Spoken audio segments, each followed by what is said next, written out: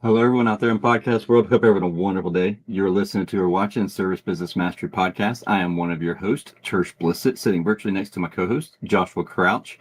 And we have Arian on the show today with IgnitePOST. And we're going to talk a little bit about AI-powered handwritten outreach. This is a really cool concept because the engagement I've found personally, whenever you have a handwritten letter, is massively more. I don't know the exact number. I just know that it's massively more open rate versus having something just printed off of a printer. I remember several years back when we got this fancy new printer in the office, and that thing was expensive.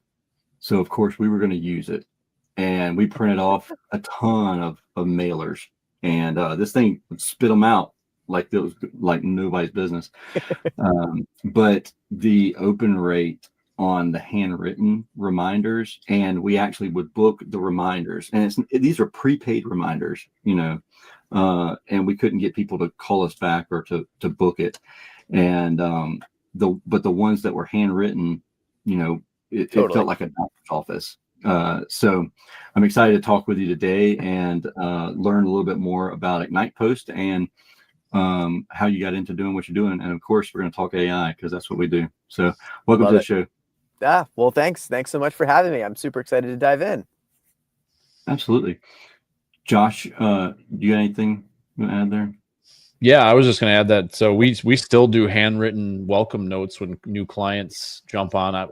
I used to do those, and I handed out, and then I delegated it to Brittany. Now I delegate it to my marketing manager because I've always loved the handwritten thing. It's just, if you sign up a lot of clients at one time, it's just it is not the funnest job to do. No. And it's often the first thing that like slides off your plate when you have 1,000 things going on. You're like, this can wait. And then, that's what happened with us is we would get an influx, especially during busy times of the year for our marketing agency. And then we'd have like 20 of them to do.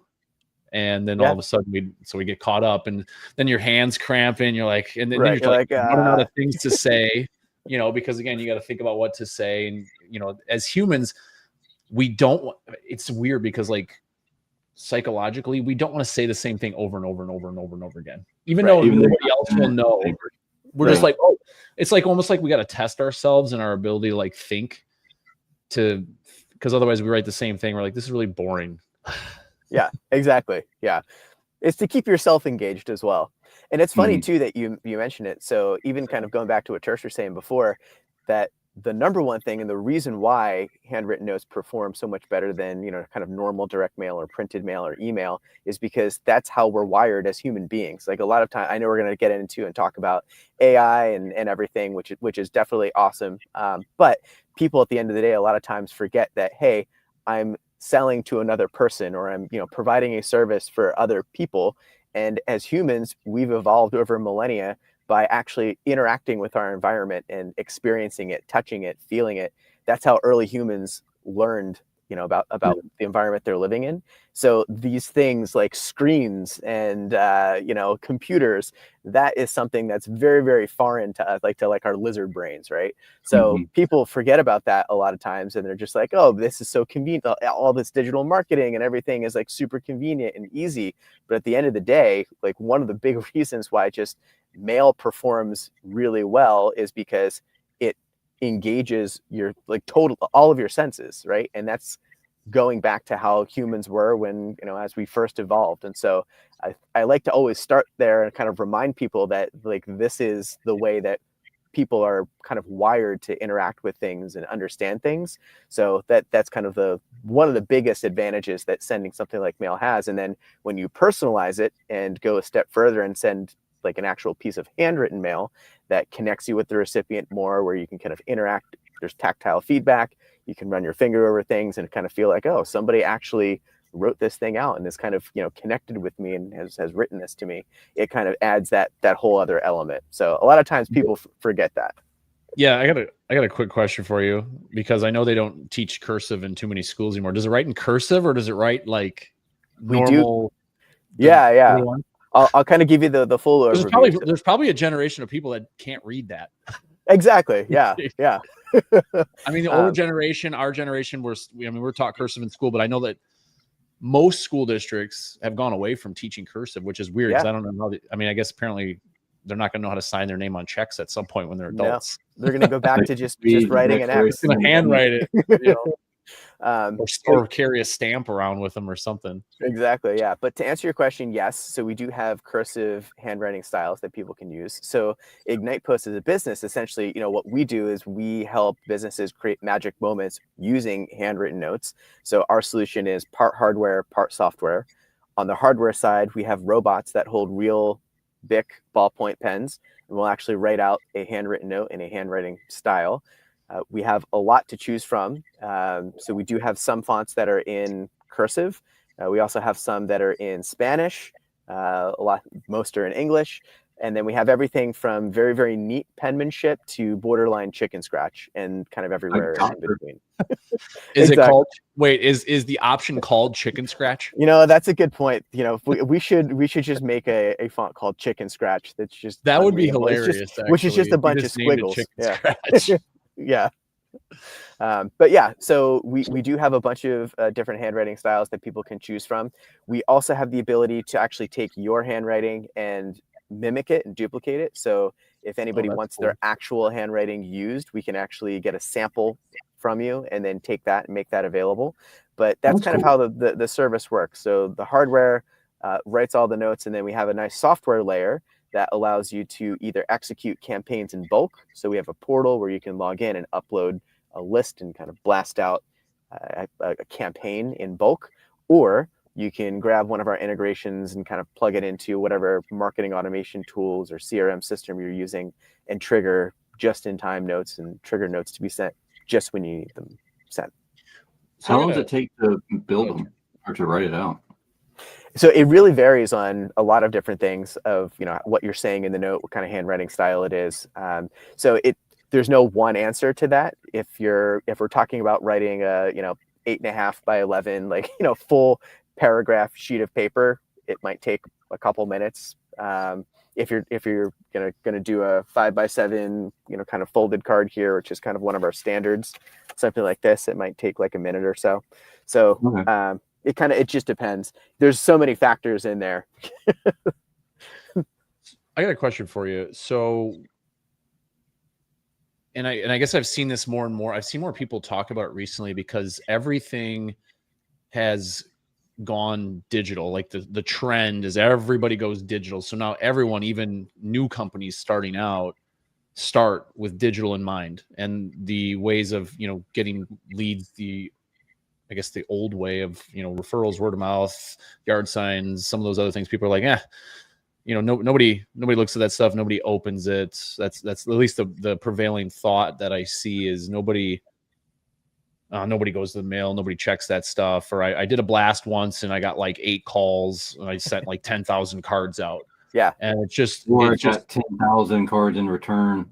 Yeah. Or they got a bunch returned because they got a bad list from like Info USA or something like that. Yep. Are you seeing where people are starting to buck the trend and go backwards? Because I know sometimes those trends come and go, and a lot of times the smart operators, at least the ones that some of the people I follow, are like they're killing it on mail, but they do mail every month too. They're not just doing it once and okay, I'll wait until I'm slow again and send another one. They're every month consistently sending things out and getting leads. Exactly. Yeah. So a couple things. So first of all, I'm not advocating that you don't do any digital marketing and just kind of do a hard switch over to mail. In fact, we recommend the opposite. So we designed our service to work in conjunction with the existing marketing that you're doing. So we see the best results when you interleave this touch point and you use it as a touch point in kind of a more comprehensive overall strategy.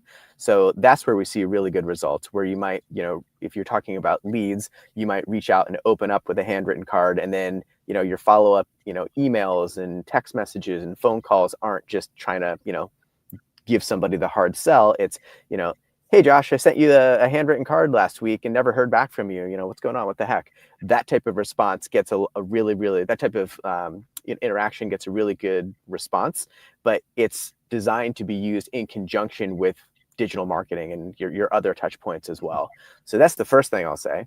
And then you hit the nail on the head as well, right? So typically in marketing, if you're trying to stand out, if everybody's zigging, you got to zag. So mail is something that, 15, 20 years ago, our mailboxes were exploding and our, email inboxes were relatively empty. Now it's completely flipped. Now, if you're an email user, you get about an average of about 120 emails in your inbox every day. Most people go through their inbox trying to delete things as fast as possible. But we have AI bots that'll do that just go through the inbox. You got to. Yeah. So, and so our inboxes are just massively filled, but then our mailboxes are empty. I think the oft-quoted stat is we receive a personal letter just once every 7 weeks.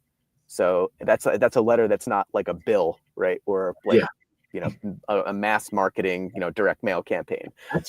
That seems like more frequent than the mail I get. People don't like me. I don't know. I'll send you a handwritten letter so you don't feel left out. All right, cool. I promise. So how granular can you get on this? Because I can think like let's say you do a new installation and you want to send something that's very personalized about the information that came through the job, maybe just a little bit about, because sometimes on the phone call and some of the notes you get in there's information about like their dog or their house or something unique about that customer. Yep. How granular are people getting with that, and or how custom are they getting with some of that stuff to really make it like, wow, somebody literally took the time to write directly to me. They're not just mass sending these to everybody. Yeah. So first of all, just the fact that we're sending somebody an actual real penned note makes it feel super personal anyway. So you actually, it's not like an email or anything where you have to get super like in the weeds. Otherwise people think, this is just like a mass thing that you sent. So that's the first thing I'll say is you actually don't need to get too specific. Just the fact that you sent someone a really personalized, real penned letter that they can like feel like the indentation of, okay, somebody actually sat down and like wrote this with an actual writing instrument is already very personal. But now with AI and with some of our integrations, you can really go down as far down the rabbit hole as you really want. So we definitely have folks that have integrations set up where, when a job gets completed, if they have different types of jobs, they'll actually like specifically say like, okay, hey, this was like a HVAC install, or this was a plumbing job, or this was water and sewer job. So they'll be able to categorize that, and then they can actually have AI come up with like specifics about the home or any other notes that are in that account. So we definitely have folks that are doing that. I will say overwhelmingly most people don't get too fancy. They try to kind of keep it simple, and they just like, hey, thanks so much for letting us handle your electrical needs. If you need us again, here's our contact information. So you don't have to go too far down the rabbit hole just by the nature of it being a personalized, real pen and ink letter. It's very personal and you get a good response rate, but it's certainly there, and it's certainly very easy to make it very personal. Do you ever on purpose misspell things, or like have like I feel like I've seen them before where I'm like, I'm pretty sure this was written by a machine, but there's some like grammatical errors and stuff. So that's just because you don't know how to spell. Actually, no, if it's misspelled, Turch actually thinks it's spelled right. So right, yeah. So it's totally up to our customers. We don't necessarily do that or like recommend that you just put in grammatical errors or misspellings or anything like that. But you can certainly do it. So the way that the service works is you give us the content that you want written, and then we kind of handle everything from there. So you can control if you're like, if you purposely want to insert some misspellings or even use AI for that, of like, hey, here's the message I want, but alter it slightly and like throw a couple of grammatical errors in there. You can totally do that. And don't use any M dashes. Exactly. Or use a lot of them. Yeah. It's funny. I've seen people like, and no offense, like Dan Antonelli was one. He's a little older than we are. He's like, I grew up and I regularly use M dashes on purpose. And then of course I was reading the book I was recently reading, I'm like, man, there's M dashes all throughout this thing, because it's probably normal in books and publishing. It's probably like the right way to do it, but Right. nobody actually writes that way when it comes to like social media, emails, like our normal communication. So now M dashes are like the most evil thing in the world. Like everyone's like, get rid of your M dashes, otherwise everyone's gonna think it's AI. Yeah. And it's what like the I always stupidest thing. Like, who cares? It's a dash. Yeah. There's certain words I always put them in there, and I constantly catch myself not like, oh, I shouldn't put that there. Stupid chat GPT. So like what's the biggest reason contractors would be hesitant to do something like this? I mean, it's, for me, back in the day, whenever I had to handwrite those, we did a little notepad that was probably about this big right here, and it Yep. was it looked like a doctor's reminder. Okay. And it would, and we got really good engagement with those, but we hand wrote them, and we found that if we printed them off on that fancy printer, we didn't get any phone calls. But if we hand wrote them, and I was the one handwriting, the guy with dyslexia, and I felt like was handwriting all these reminders, we got amazing engagement. Yeah. What would be the hesitation for a contractor to not use this? Yeah. So with anything, I think it's really about how you use it, right? How you implement it, more so than the actual technique. So to your point, really quickly though, I'm not surprised to hear about that response rate. In fact, if you compare the handwritten mail to just kind of traditional direct mail, typically handwritten mail will perform about 11.2 times better than the just printed direct mail, just from like our own studies and from our own sending and just, in general. Yeah. If you compare it actually to email, typically performs about 30 times better. So huge difference there. But, to your point, in terms of like hesitation and like why somebody wouldn't use this, I would say it's a different product than traditional direct mail. So if you are considering that, our typical recommendation is to not use this like traditional direct mail. So folks, I wouldn't recommend this to like spray and pray over an entire neighborhood or to kind of do the every door direct mail. That's not really like the best use for this tool. It's a more targeted, more personal outreach. So it's kind of, you think of it as, when would I actually value sitting down and actually writing out a note to someone? And those are the scenarios, and those are the times at which it performs really, really well. So what we're seeing is there's probably four kind of specific scenarios that we recommend contractors set up. And those are the kind of the playbooks that we help run when a new customer comes on board. And so, kind of going down the list, we typically start with a post-quote follow-up. So if you're going to go out and if you leave a quote at a prospective customer's home, that's a great time to follow up with a handwritten note, because you've already spent the time to go out and quote them. So following it up with a quick handwritten note that says, hey, Josh, thanks so much for letting us provide you with a quote. We've done a ton of these jobs before. Really looking forward to working with you. Here's my contact information. If you need anything, I'll reach out in a few days. With that type of experience, so we do this with all a lot of the Mr. Rooter, Mr. Electric locations all across the Midwest.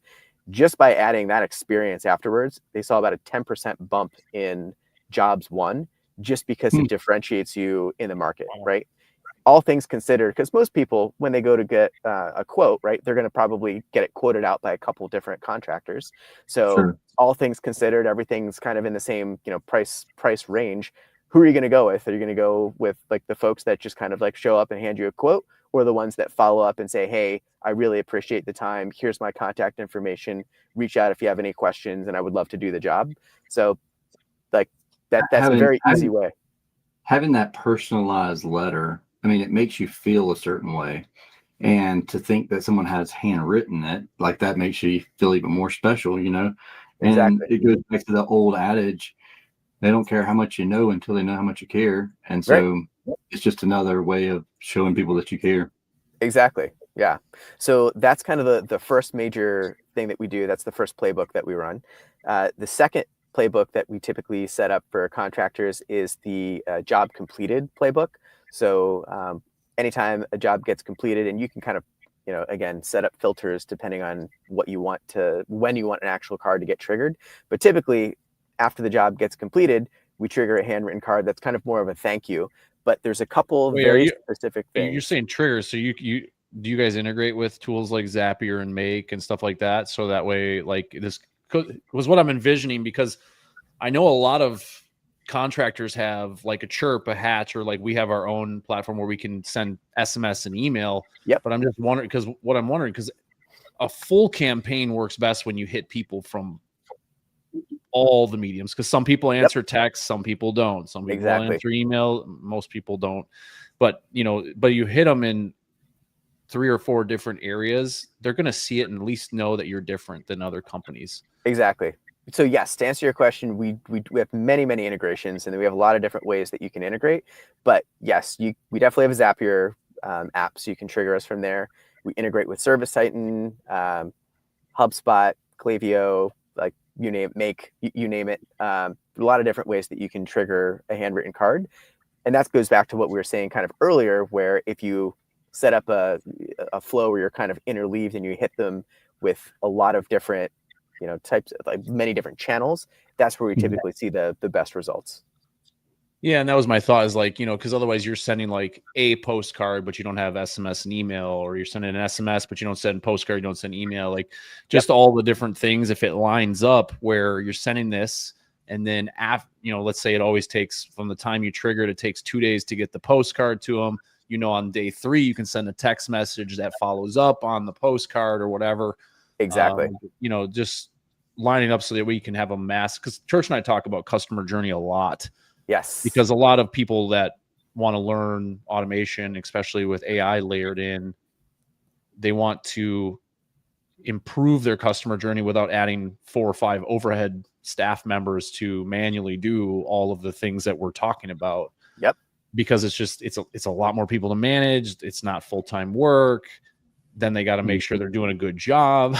And you can read the human's handwriting. Like, there's just a lot of things that management wise it become, and then of course your overhead goes way up when you're paying a $40,000, $50,000, $60,000 a year salary versus somebody that's, you're paying for like a service that's per card. Exactly. So that's really interesting. That's cool that you guys have the triggers and stuff to build these into like these massive workflows. Yeah. And that's what we recommend anyway. That's where we see the best results. So, in that use case, for sure, that's exactly the way that we recommend using it. So after the job gets completed, the card gets triggered, and then we also have webhooks that we can talk back to whatever system you're triggering this from. So you can actually exactly know, okay, this card was sent on this date, so here's the time that I need to wait to follow up with an SMS asking if they got it, or an email asking if they got it. So we can get super granular. You're saying that you'll actually you have the ability to update the system to tell it when you actually send it out. Exactly. Yep. They're not like, hey, they're probably going to go 3 days later or whatever. Correct. Yeah. So it's two-way communication. So like you can trigger the card, and then when we send it, we can talk back and say, hey, this card was triggered. And then you can update the CRM system. So we've got folks that will like do that. So if they have a sales rep or an account manager or something, they know, oh, this card was sent on this date. So, I mean, like I said, you can go super far down the rabbit hole for sure. Yeah. You don't have to start there, but the ability is there if you want. But on the post-job completion, that's kind of what we see, right? So job gets completed, automatically card gets triggered. So, one of these cards arrives on the doorstep after the job is completed. But we have identified 3 specific things that correlate to a better response rate and more business. So number 1, the card that gets delivered, the support number needs to be right on the front. So it's like, 888, whatever your support number is. That's number 1. Number 2, they put a QR code in the bottom corner of the card, typically with the referral program. So, scan here to get $100 for referring somebody. And then number 3 is on the inside of the note. You actually refer to it and say, hey, thanks so much for letting us complete your job. On the, keep this card handy. On the front is our support number. Reach out if there's ever any issue, or let us know. And then if you have other services that you offer, so if you offer, electrical, plumbing, HVAC, etc., that's a good time to also mention it. And what happens is people actually keep these cards around. So it's not uncommon for people to reach out, 10 months, 11 months after getting the card saying, hey, like, you were here, 10 months ago, I have this other issue. Like, could you come out and give me a quote for it? So it's unlike email or SMS, where basically you either get a response pretty much immediately and then it's gone. People actually keep these on their refrigerator, on their, coffee table, and they actually will pick up and call like you told them to.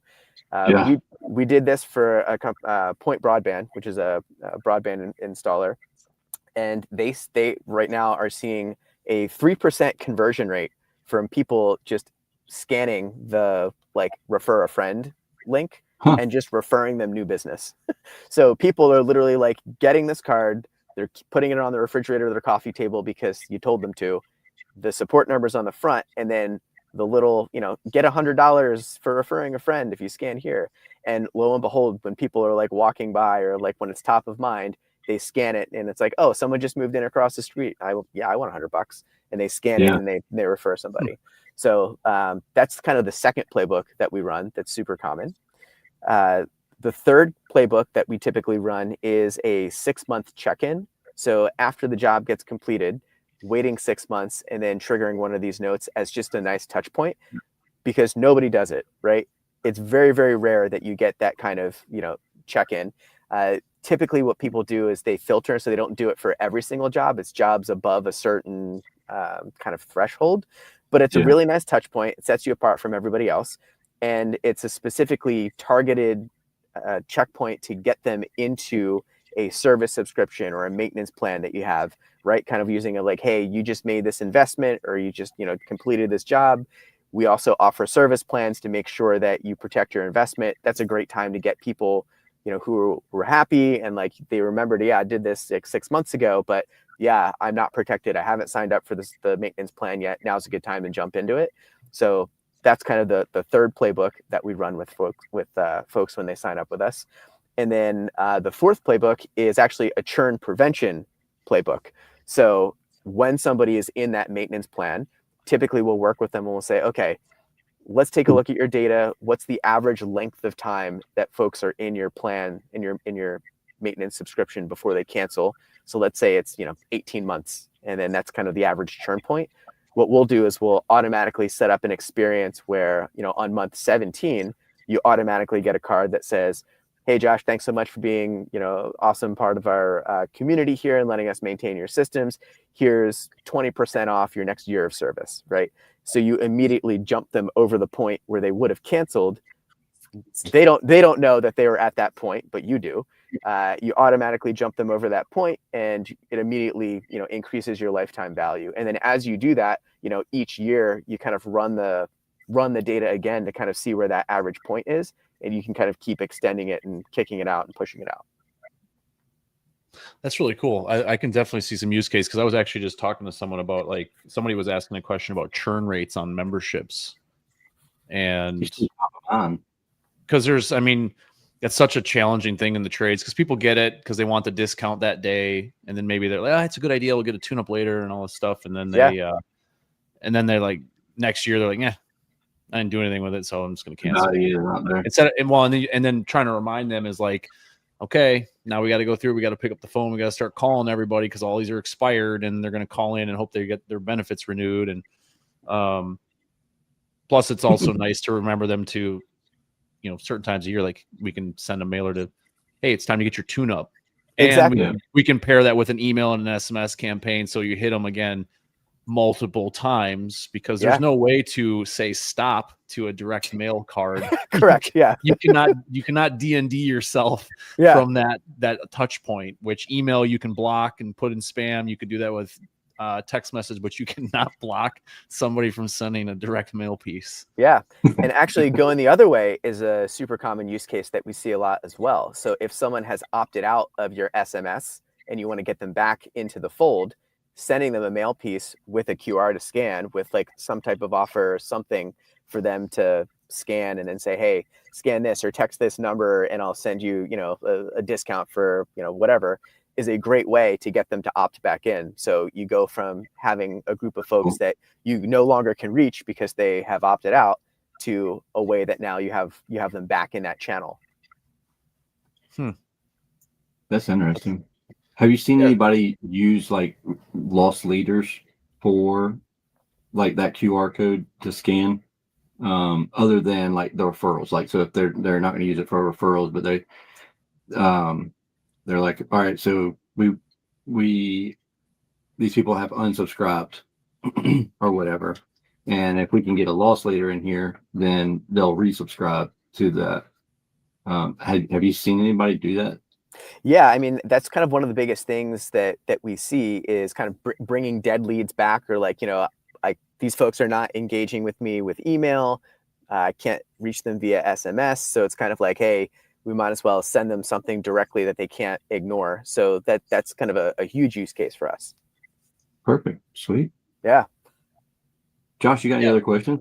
Yeah. Well, I was just thinking even others use like, because I think of all the campaigns that we run for clients through digital means, like we're coming up on the end of summer when we're recording this in 2025, and all those estimates from summer, because contractors get really busy when it's hot, and those estimates stack up, and very few people follow up on those at a very good clip. They'll maybe follow up once or twice, but the salespeople are off to the next estimate, and they're just, oh, give me the next one, and all of a sudden it slows down, and it's like, oh shit, we got to go back to all the other estimates and go see if they did anything now. This could be a nice way to also put in another touch point to just make sure that the customer knows we didn't forget about them. And again, the handwritten thing, I think is a really kind of a nice point, because you could do a welcome to the stand out. Handwritten thing, like welcome to the neighborhood, for anybody. Like you could trigger it for when somebody moves into a house. Yep, we can do that. So like as part, we talked a lot about the handwritten notes that we sent, but actually IgnitePOST is a full service suite. So we have property data.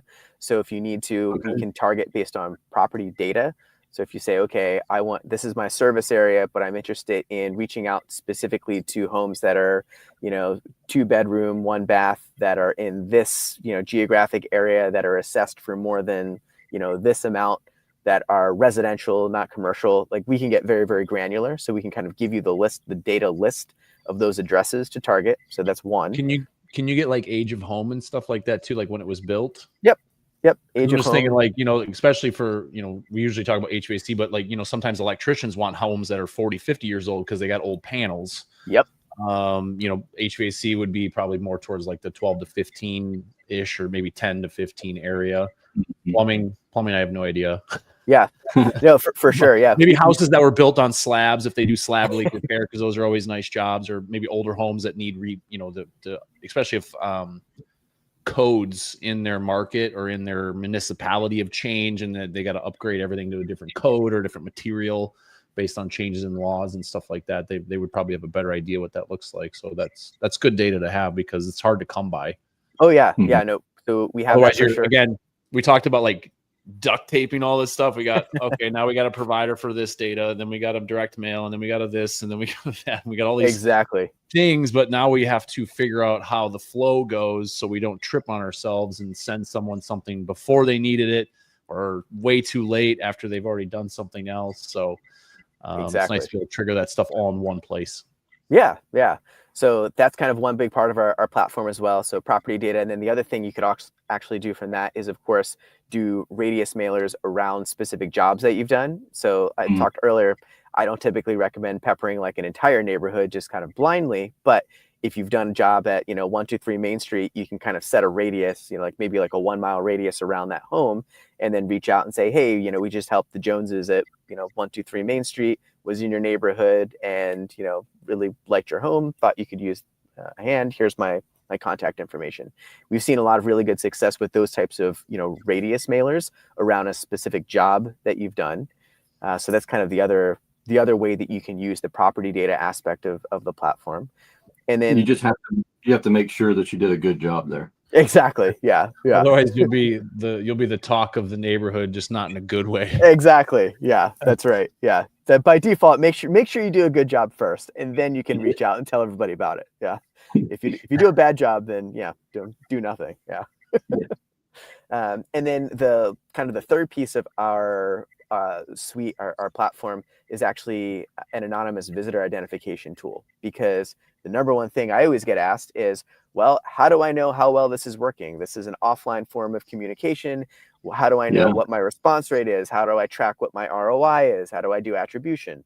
So as part of our platform, we also have the ability to drop a pixel on a website and identify about 40% of anonymous traffic that goes to that site. So this gives us the ability to, send mailers to a group of folks, drop the pixel on a site, and then even if somebody doesn't take the call to action, they don't call, they don't scan the QR code, but they visit your site, we can actually say, well, hey, here are all the visitors that are now on your site or that have visited your site.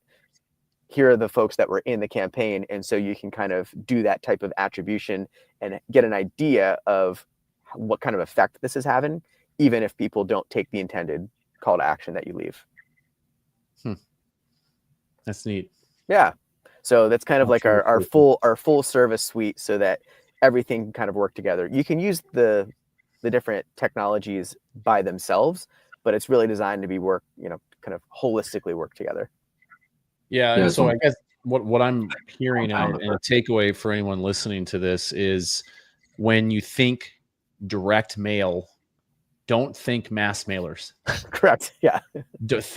Think like you would for other campaigns, because anything that's personalized and it's related to something that you've done or you are going to do, or something that they've hired you for, or something they bought from you in the past, to me, that seems like the approach to go, or the place to go. I mean, that's what we do on the digital side for clients, and it always works better. Like our email and SMS open rates and response rates are way higher when we just did work for them and we're sending them a follow-up or we're asking for a review.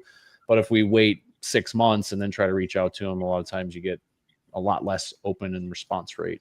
Exactly. And then the more detail you can get from those campaigns, like to your point about the reviews, if you can pull in a job type from the CRM, like, hey, thanks for hiring us for your AC repair.